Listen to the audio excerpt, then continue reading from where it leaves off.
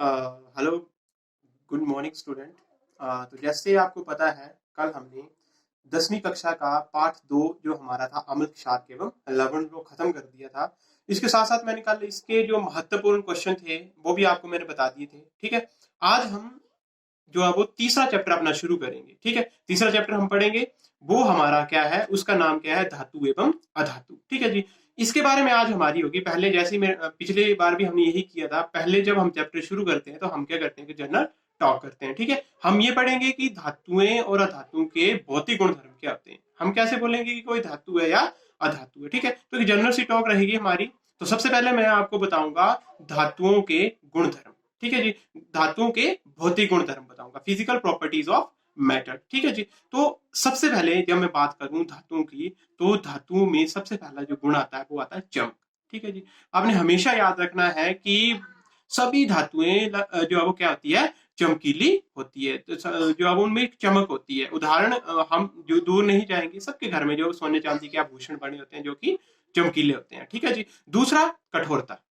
धातुएं जो है वो क्या होती है, कठोर होती है। ठीक है, मतलब जब हम उनको जो है वो कंप्रेस करें तो हम इजीली उनको कंप्रेस नहीं कर सकते। उदाहरण के लिए हमारे पास लोहे की बहुत सी चीजें होती है, तो लोहा भी, आयरन भी एक क्या है, धातु है। लेकिन यहाँ पे कुछ अपवाद है। अपवाद माने एक्सेप्शनल।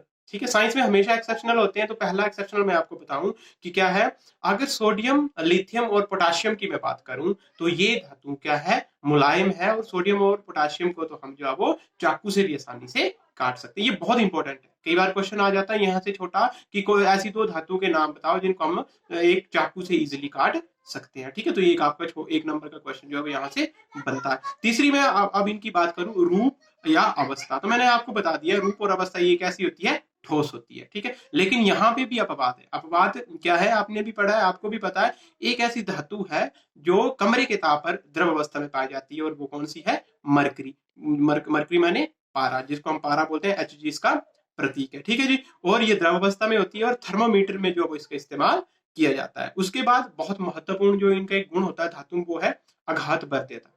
धातुओं में एक प्रॉपर्टी होती है, ये आघात वर्ध्यता होती है। अब ये आप बोलेंगे ये क्या होता है, आपने पहले भी पढ़ा हुआ है, लेकिन फिर से मैं आपको रिपीट कर रहा हूँ।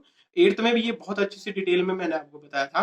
लेकिन आघात वर्ध्यता क्या होती है, धातुओं का वे गुण जिसके द्वारा हम उनको पीट पीट के उनकी पतली चदरें बना सकते हैं, उसको हम क्या कहते हैं, आघात बद्धता। ठीक है जी, उदाहरण जैसे लोहे की बनी होती है, आपने देखा होगा। ठीक है, उसके बाद अगर मैं बात करूं तन्य, धातुओं क्या होती है, तन्य।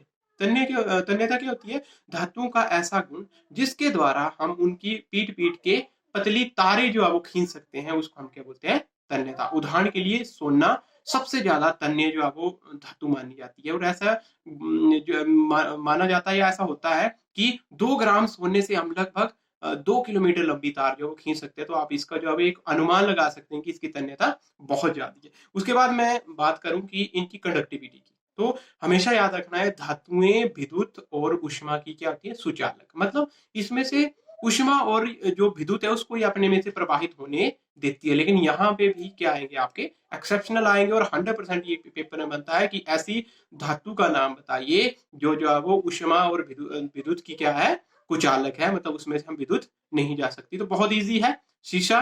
ठीक है, लेड जिसको हम बोलते हैं। और दूसरी हमारी एक और धातु है जो क्या है, उष्मा और विद्युत की क्या है, कुचालक है। उसमें कौन सी है, हमारी पारा। ये भी जो आपको क्या है, दोनों पारा और दूसरी मैंने बताई सीसा, ये दोनों क्या है, उष्मा और विद्युत की कुचालक है। अगली इनकी प्रॉपर्टी होती है गलनांक। आपको हमेशा गलनांक क्या होता है, मतलब कितनी जो टेम्परेचर उसको देना पड़ेगा। तो इनका गलनांक हमेशा क्या होता है, उच्च होता है। ठीक है, ये भी आपको पता है। उसके बाद ध्वनिक गुण होता है इनमें। मतलब धातुओं को जब भी जो है वो किसी चीज से मारा जाता है तो वो साउंड प्रोड्यूस करती है, सोनोरियस। क्या बोला जाता है इनको, जो है वो ये क्या होती है, ध्वनिक होती है। ये जो जब भी ये नीचे गिरेगी, जैसे थाली है नीचे गिरी, या घंटी जो स्कूल में बजती है, तो वो भी किस चीज की बनी होती है, धातु की बनी होती है। उसके बाद धात्विक ऑक्साइड। धात्विक जो ऑक्साइड, धात्विक ऑक्साइड मतलब धातु के साथ ऑक्सीजन का जुड़ना। एग्जाम्पल एमजीओ, मैग्नीशियम ऑक्साइड, ये धात्विक ऑक्साइड है। हमेशा याद रखना आपने, धात्विक ऑक्साइड की प्रकृति क्या होती है, हमेशा क्षारीय होती है। तो ये थे भौतिक गुण धर्म थे हमारे धातु के। अधातु के बिल्कुल इसके अपोजिट होते हैं। फिर भी मैं आपको थोड़ा सा बताऊंगा क्योंकि यहाँ पे भी हमारे कुछ एक्सेप्शनल है। तो पहला जैसे हमने वहां पढ़ा था चमक, तो इसमें इनका जो गुण है इनमें चमक नहीं होती है। अपवाद, इसमें बहुत इंपॉर्टेंट अपवाद है जो चिल्ड्रन साइंस कांग्रेस में भी क्वेश्चन पूछा जाता है। आगे आपने, तो मैं क्या बोल रहा था कि एक्सेप्शनल है कि जो अधातु है वो चमकीली नहीं होती है, पर हमेशा याद रखना है, सीएससी में भी कई बार क्वेश्चन पूछा गया है, हर बार जो है वो आगे आता है हमारा।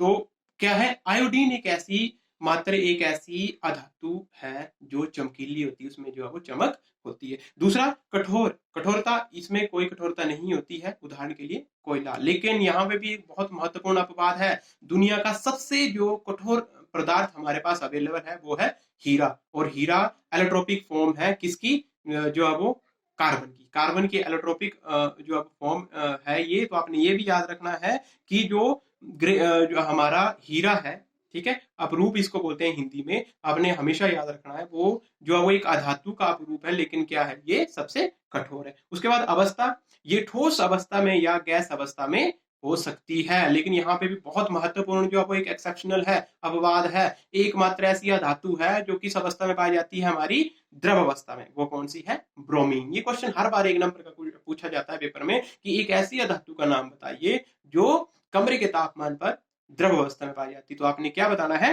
ब्रोमीन। उसके बाद आघातवर्त्यता, इसमें कोई आघातवर्त्यता नहीं होती, हम इसकी चदरे नहीं बना सकते।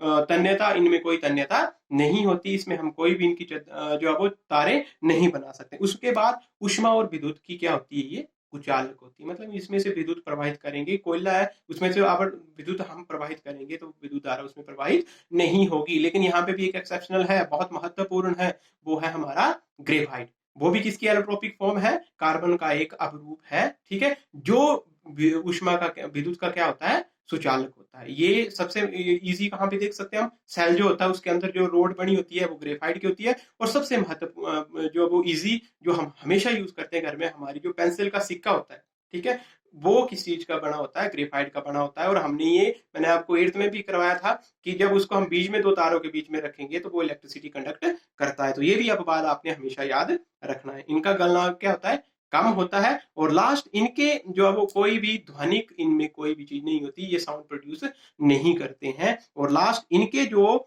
क्या बनेंगे, लास्ट में मैंने आपको क्या बताया था कि इनके जो ऑक्साइड होंगे, ठीक है, वो क्या होंगे, किस उसके होंगे, अम्लीय, इनके क्षार क्या होते हैं, अम्लीय होते हैं, ठीक है जी। तो आपने ये हमेशा याद रखना है। जैसे इनके क्या होगा, CO2, ये भी ऑक्साइड है, अधात्विक ऑक्साइड है ये भी। ये क्या होती है, इनकी प्रकृति क्या होती है, अम्लीय। तो अगली जो वीडियो रहेगी हमारी, उसमें मैं आपको जो इसके जो होंगे नोट्स मैं आपको ग्रुप में दे दूंगा, मैंने नोट्स बना लिए हैं, वो आपको ग्रुप में मैं दे दूंगा। अपने इसके जो भौतिक गुणधर्म थे